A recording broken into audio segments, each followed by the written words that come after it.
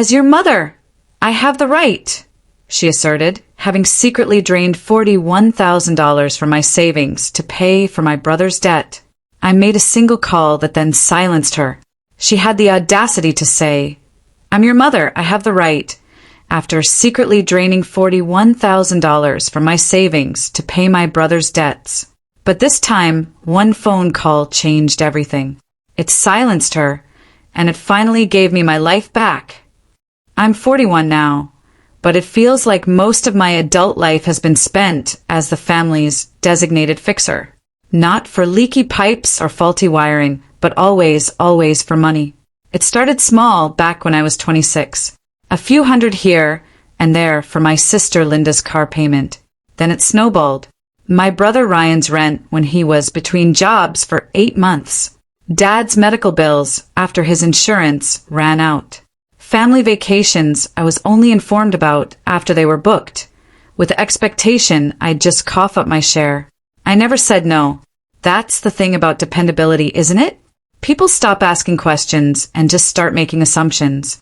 Ryan is 3 years younger than me, and if there's one constant in our family, it's that he has always been the golden child, the high school athlete, the charming guy at gatherings, the one who could do no wrong, even when he was doing everything wrong. He cycled through 5 jobs in 11 years, bought a truck he couldn't afford, and married a woman who shared his taste for luxury. My parents, Linda and Mark, just seemed to get softer with every passing autumn, and I was the one left holding the pillow. 5 years ago, Ryan bought a house. I knew it was a stretch. His credit was weak, barely enough for a down payment. But Linda was ecstatic. She called me that night, beaming with pride, talking about how Ryan was finally settling down, building equity, becoming a true grown-up. I congratulated him. I even sent a housewarming gift. I did mention that I'd been renting the same small apartment for 6 years, too busy keeping everyone else afloat to think about my own home.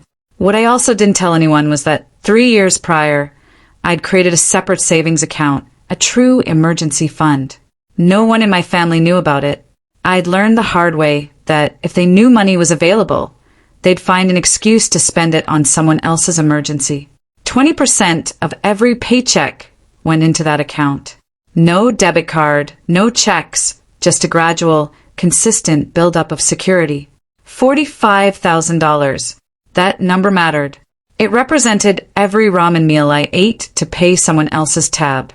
Every trip I canceled because my family urged me to stay hydrated. I used to smile hollowly when Ryan got a new fancy gadget while I wore the same jacket for 4 winters. But Linda had no idea I'd taken extra precautions. After Mark once tried to access an old joint account we'd forgotten to close, I got paranoid. I set up multi-factor authentication, biometric security, transfer limits, and a fraud alarm to activate on transactions over $600. That account was secure, so I thought. Last Tuesday afternoon, everything changed. I'd just gotten home from work, tie loosened, ready for a quiet evening. Then I saw Linda's car in the guest parking lot. She never just stopped by. We had Sunday dinners, planned visits, not impromptu drop-ins. The second surprise was her grin when I opened the door. Not her usual warm welcome. This was unique, triumphant, almost euphoric. She held a folder in her hands, a manila one, cheap with bowed edges. "I have something to show you," she said, sweeping past me without waiting for an invitation. "You're going to be so proud of me." I cautiously shut the door, a strange, heavy weight settling in my chest. She sat on my couch and patted the cushion beside her as if I were 10 years old. I remained standing. That's when she opened the folder. Inside were bank statements. Mine. For a moment, my mind couldn't process it. Those were my account numbers, my balances, my emergency fund, laid out as proof. "How did you get these?" I asked, my voice barely a whisper. Linda waved her hand, dismissively. "That doesn't matter, sweetheart. What matters is that I found a solution to Ryan's problem." My stomach dropped. "What's the solution?" She pulled out another sheet of paper. A payment confirmation from yesterday. $41,000, she announced. from my savings, deposited to his mortgage company, Ryan's mortgage firm. The room tilted. My legs gave out and I sat down heavily. You took my money. I used family money to help family, Linda added, as if I were the one overreacting. Ryan was 3 months overdue on his mortgage. 3 months. They were starting foreclosure proceedings. He could have lost everything. I stared at the document, my account number, the sum which had abruptly changed from $45,000 to $4,000. This was my emergency fund. And this was an emergency.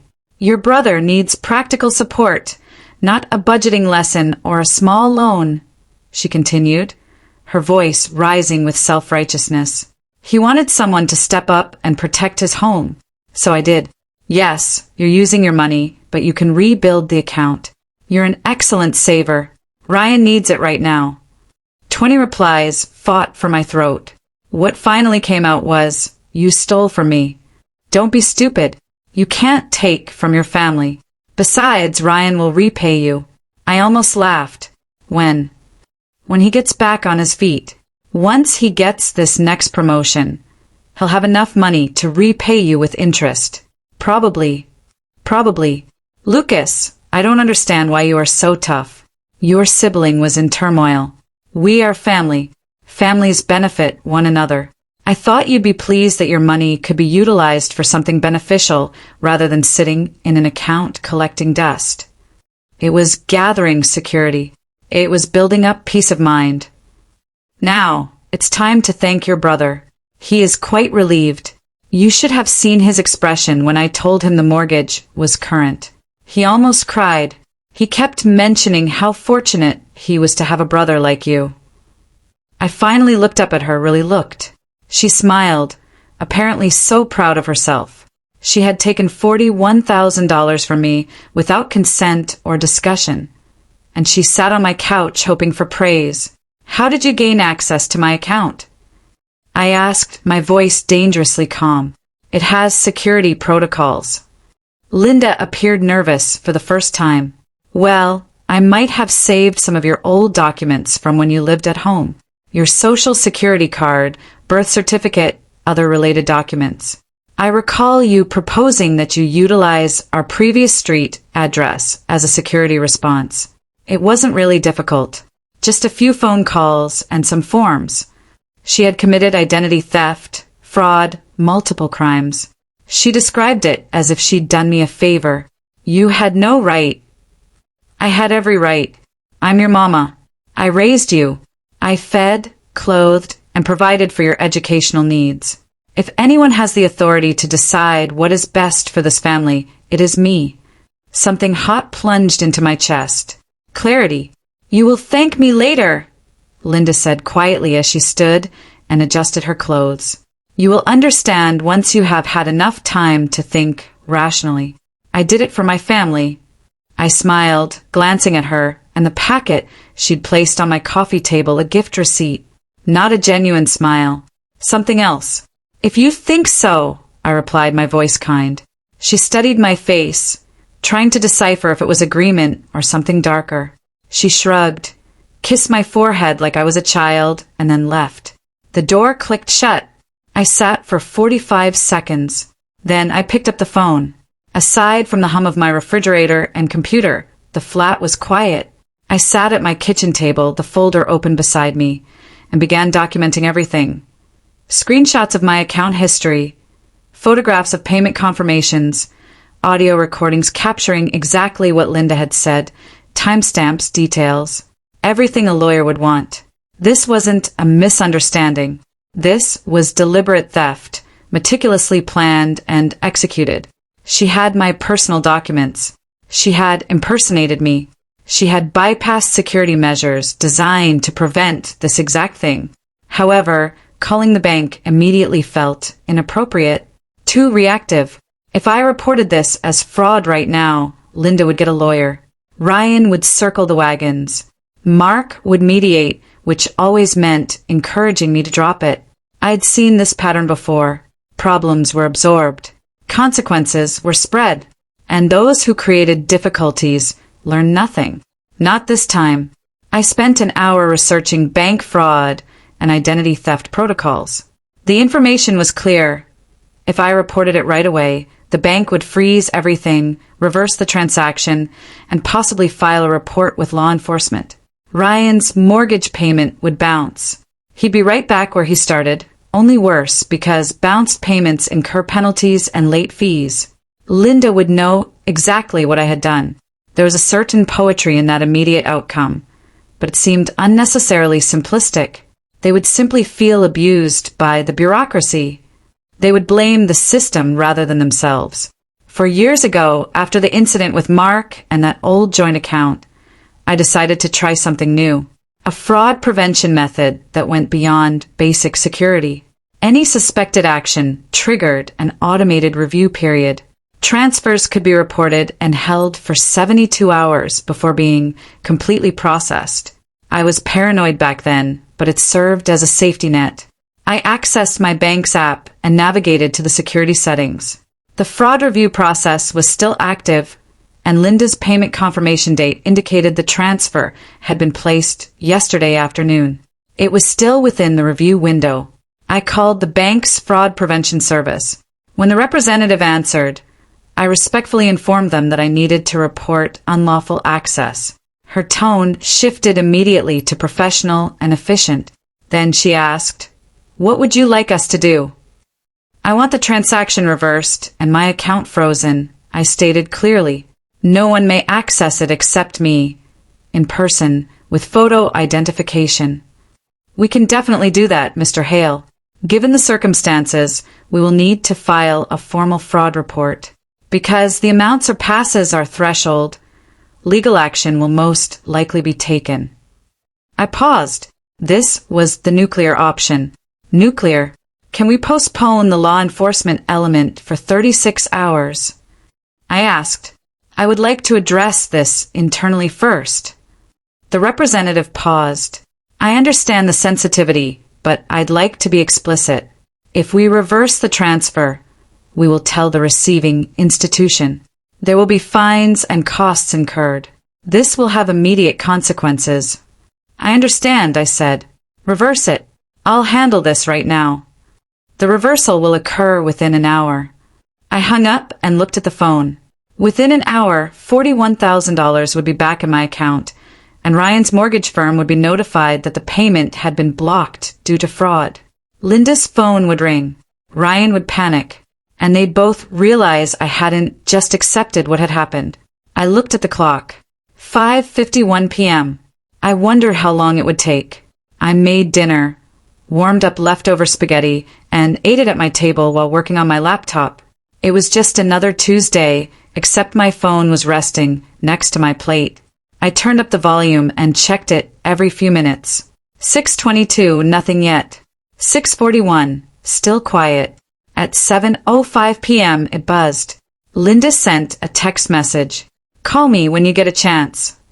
No urgency, no dread, just a casual demeanor that suggested she had no idea what was coming. I didn't react. My phone flashed up at 7:12 p.m. with her name. I let it ring 5 times before answering. "Thank God, Lucas. I've been trying to comprehend something." Her voice was perplexed. Not worried yet, just confused. "What is happening?" "It's the oddest thing.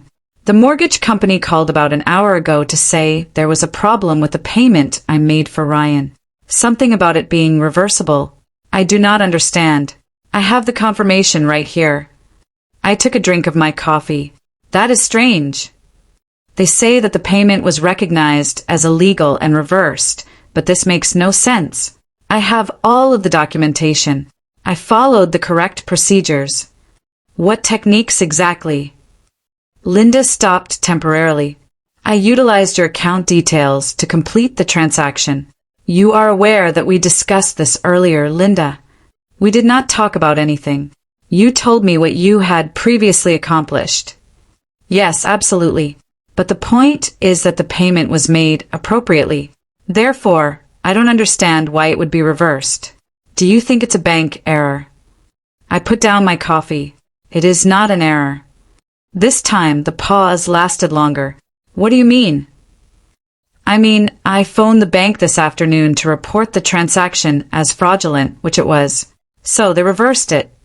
The silence was so long I considered checking if the call had disconnected. When Linda spoke again, her tone had completely changed. What have you done? I reported fraud. You accessed my account without authorization, using stolen personal information, and transferred funds without my permission. That's typical deception. The bank agreed. Lucas, this is ridiculous. I'm your mama, and we are family. You cannot accuse your own kin of fraud based on a misunderstanding. This was not a misunderstanding. You knew exactly what you were doing. You were the one who planned it. You have my documents. You impersonated me. Linda, these are crimes. Several offenses. I was assisting your brother with my money without my consent. I heard movement on her end, footsteps, and a door closing. When she spoke again, her voice was lower, tighter. Do you have any idea what you just did? Ryan's payment failed to clear. The mortgage company is enforcing fines. He is about to lose his house because of you. He is likely to lose his home since he has not paid his mortgage in 3 months.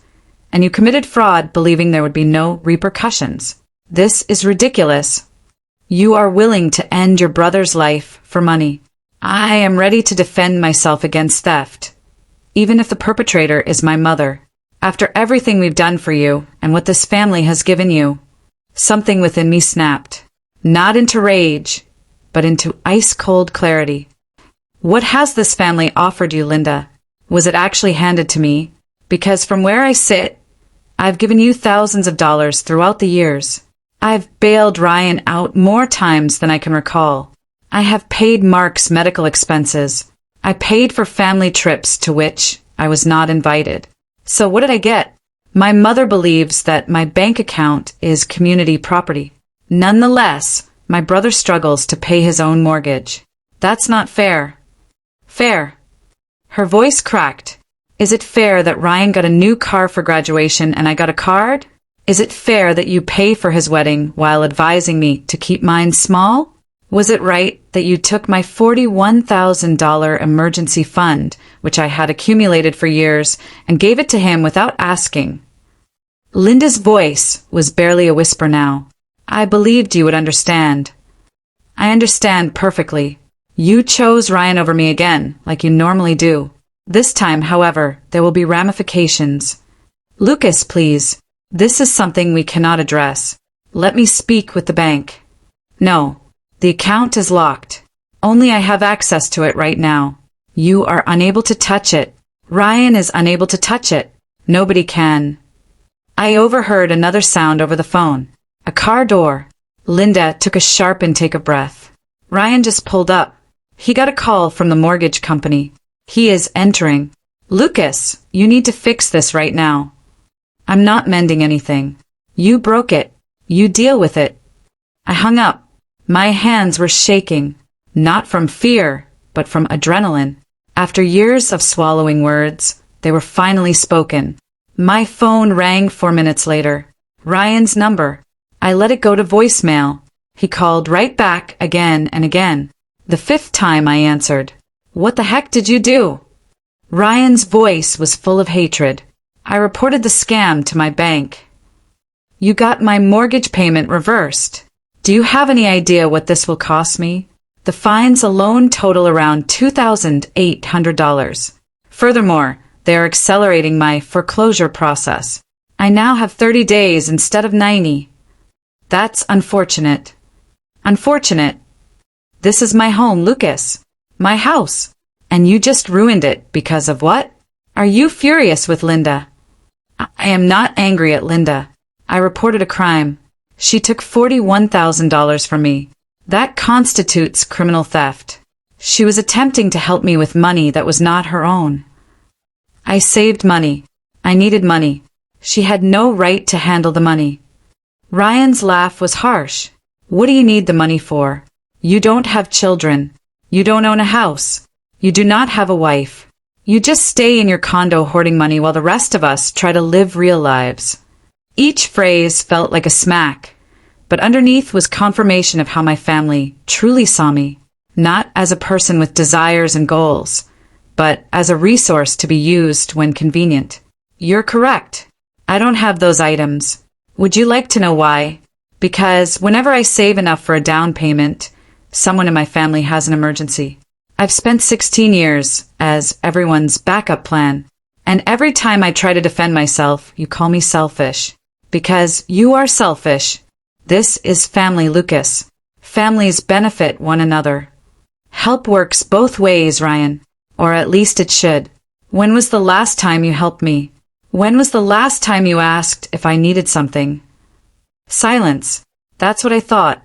Linda claimed you, almost burst into tears when she informed you that the mortgage had been paid. Did you cry because you were grateful, or relieved that someone else had resolved your issue? This is different. It isn't. It is the exact same pattern. You make decisions that you cannot afford. Linda allows you, and I pay for it, literally. The only difference this time was that I said no. You said no by committing fraud. I reported fraud. Linda entered my account unlawfully. She utilized stolen papers. She impersonated me. These are crimes. The only reason she is not in handcuffs right now is because I urged the bank to postpone the police report that halted him. What? The bank wants to file quickly. I requested 36 hours to handle things internally, but if Linda attempts anything else, that protection disappears. The cops become involved. She is charged. You are bluffing. Call the bank.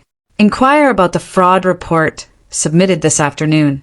See if I am bluffing. More silence. I could hear breathing and muffled conversations in the background. So, what do you want? Money? An apology? I do not want anything from you, and I am not repairing anything I did not break. Then what is the point? Is this just to harm us? The point is about limits. The point is about repercussions. The key is that my money belongs to me, and no one else can make judgments about it. Fine, keep your money, but you are also keeping the guilt when I lose my house. No, Ryan, it is on you. You are 3 months overdue on your mortgage. How did this happen? Where has your money gone? He did not respond. The truck, I muttered as the pieces clicked together. You purchased a new vehicle 7 months ago. $49,000, when your old one worked perfectly. That is where your mortgage money went, was it not? My old truck had 152,000 miles and operated well. You wanted a new vehicle. You selected the new truck. When you could not afford both payments, you opted for the truck. Now you want me to feel guilty for not rescuing you from your own actions. You do not understand. I understand perfectly. You chose pride over duty. That is okay. But the repercussions are yours, not mine. Linda is weeping. She is weeping at the kitchen table. Linda is weeping because she was caught. You are really not going to help. I am really not. Then we are done. You and I. After this, we are over. Something inside of me calmed. Not sadness. Relief. Okay. That is all you need to say. What else is there? You've stated your position clearly. I've stated it plainly. We disagree on whether stealing from relatives is appropriate. This appears to be a fairly basic distinction. Ryan hung up without saying another word. I sat there with my phone, hoping to feel something. Guilt, despair, fury. But all I felt was exhaustion, as if I'd been carrying a crushing weight for years and had finally let it go. My cell phone vibrated. A text from Mark. Your mother is very unhappy. Call me. I looked at the message. Mark never gets involved in family dramas. He was responsible for maintaining order, ensuring everything ran smoothly. I understood what calling him meant. He would want to make a compromise. The solution would require me to give Ryan money again, and I would be right back where I began. I turned off my phone and went to bed. I called in sick to work the next day, not because I was physically ill, but because I needed time to reflect. My phone remained off until midday. When I eventually turned it on, it displayed 42 missed calls, 26 text messages, and 5 voicemails. I didn't check any of them. Instead, I drove to the bank. Emily, the manager, greeted me with professional concern. "I heard about it yesterday, Mr. Hale. I really apologize." "Thank you. I need to make some changes to my account." We spent an hour sifting through everything. I canceled the savings account where the theft occurred and opened a new one with different numbers. I increased the security levels. I eliminated any recovery contacts my family might have. I changed every security question to something only I would know. Emily sighed, her expression sad. "I hate that you have to do this, but I get why." "Has my mother tried to contact the bank?" Emily hesitated. "I am unable to discuss other customers, but I can assure you that any attempts to reverse the fraud reversal would be futile and would result in the police report we have on hold." Good. I left the bank feeling lighter. My money was secure. This time it was actually secure. My phone rang as I was driving home.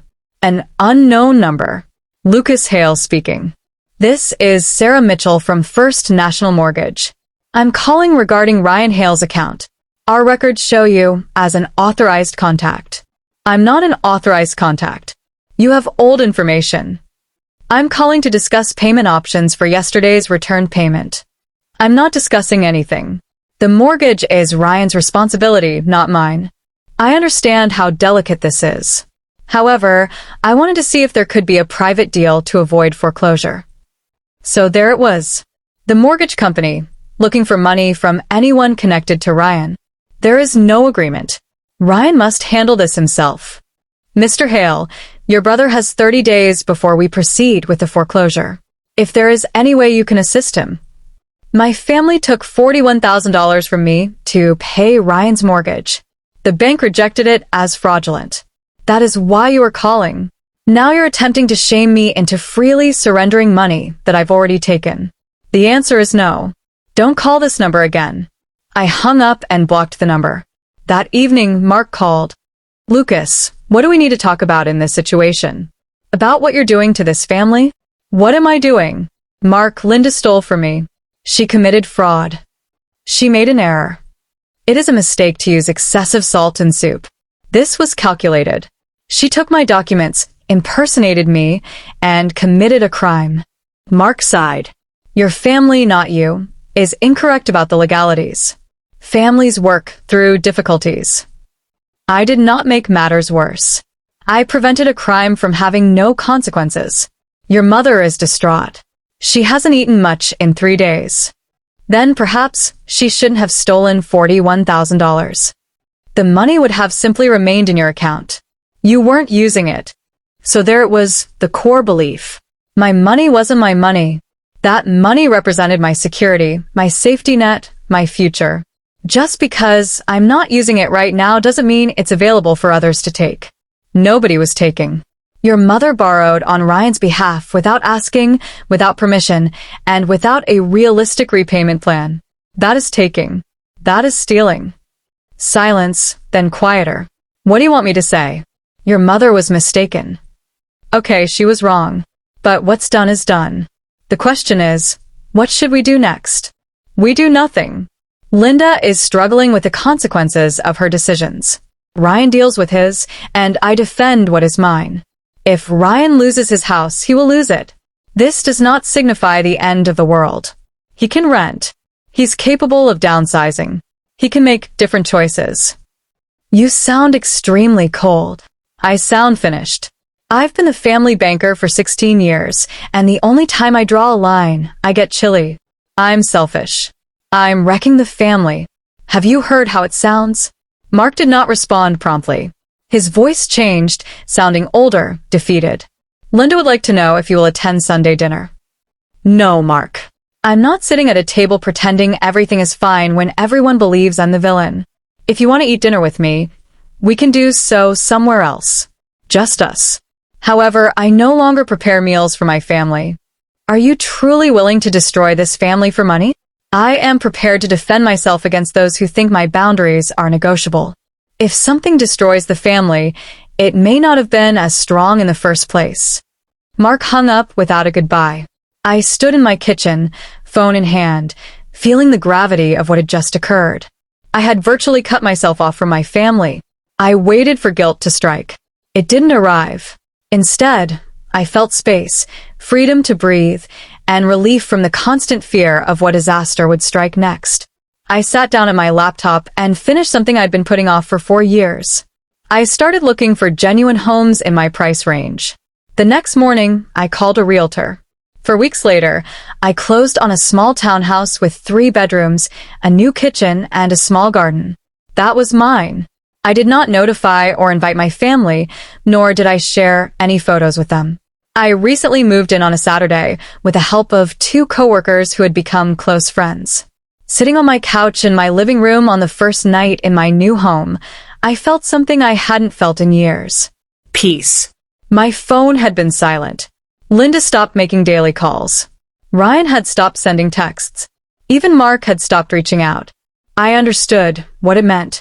I'd been cut off, excommunicated for having boundaries, and I was fine with it. Until 5 weeks later, when my doorbell rang on a Sunday afternoon. I looked through the peephole and saw Linda standing alone on my doorstep. There was no folder this time, just her pocketbook and a tired expression. I almost didn't open the door, but curiosity won. "How did you find me?" "I contacted your workplace and informed them that I was your mother with an emergency. They gave me your new address." I made a mental note to report it to HR. "What do you want? Can I come in?" No. Linda flinched. "Lucas, please. I just want to talk." We talked. You explained why you believe that stealing from me was justified. I explained that it wasn't.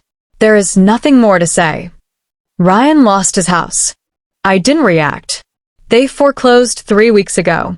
He and Lauren are now staying with us. It is extremely crowded and cramped. I'm sorry to hear that. Are you? Because you don't sound sorry. Perhaps I was slightly pleased. Not because Ryan was suffering, but because the consequences had finally arrived. What would you like me to say, Linda? I told you what would happen. Ryan had alternatives. He could have sold the truck. He might have worked more hours. He had the option of shrinking. He chose not to. That is on him. He is your brother. He's a 34-year-old man trying to figure out his own life. Linda's eyes filled with tears. This time they were real. When did you become so hard? You stole $41,000 from me and expected me to thank you. I came to apologize. It astonished me. Okay, I apologize. I apologize for accessing your account without your permission. I am sorry I didn't ask. I apologize for justifying it by telling myself I was helping my family. The words were correct, but the delivery seemed odd, as if it had been rehearsed. Why now? Why apologize now? After 5 weeks of silence, Linda turned away, because things are so bad at home. Ryan and Lauren are always fighting. Mark is stressed. The house is too small, and I hoped that if I apologized, you would agree to help. There it was. Not a genuine apology, but a transaction. No, Linda. Please. We need. I don't really care what you need. For 16 years I cared. I gave. I made sacrifices.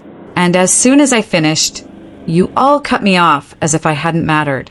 Things are difficult right now, and you suddenly remember that I exist. That is not family, Linda. This is exploiting people. We are not using you. Yes, you are. You've always been. And I'm done being exploited. I have my own life now. I own a house. My personal plans, which do not include funding for others' choices. Linda's face stiffened. The melancholy vanished. You've changed. No, I finally gave up pretending that what this family did to me was normal, acceptable, or loving. So that's all. You're going to abandon us. I'm going to live my life. You are welcome to participate, as long as you stay within my boundaries. But if you can't, and all you want is access to my money, we're done. Linda looked at me for a long time. She turned and walked back to her car, saying nothing else. I closed the door and stood in my entrance, my hands trembling slightly and my pulse racing. I had just burned the last bridge, making it clear that there was no going back to the way things were. It felt both terrifying and liberating. 7 months later, I'm writing from my home office, which I converted from the second bedroom. I was promoted twice after separating from my family. It turns out that not constantly worrying about other people's problems helps you perform better at work. I haven't heard from Linda or Ryan in 6 months. Mark sends me quick, neutral texts on occasion, just to see if I'm still alive.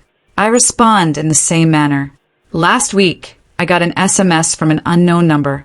It was Lauren, Ryan's wife. I'm not sure you'll see this, but I wanted to let you know we're doing well. Ryan landed a better paying job. We are renting a small flat. It is not the house, but rather ours. Perhaps he had to lose everything. He is different now, more responsible. Anyway, I thought you should know. I did not respond, but I saved the message. Not because I wanted to reconcile, but because it reaffirmed my long-standing belief. Consequences educate. Enabling doesn't. I'm now dating someone, a woman I met at a coffee shop. She has no idea about my family's problems, other than that we are not close. She does not ask for specifics. She respects boundaries. It's refreshing. We're thinking about moving in together next year, possibly getting a dog and making our own life, rather than borrowing, stealing, or giving it away to others who don't appreciate it. Linda brought me a folder that day, which I still have. I kept it in a drawer as a reminder of what I got back, rather than what was stolen. My dignity, my boundaries, my life, and $41,000 that will never fall into the wrong hands again.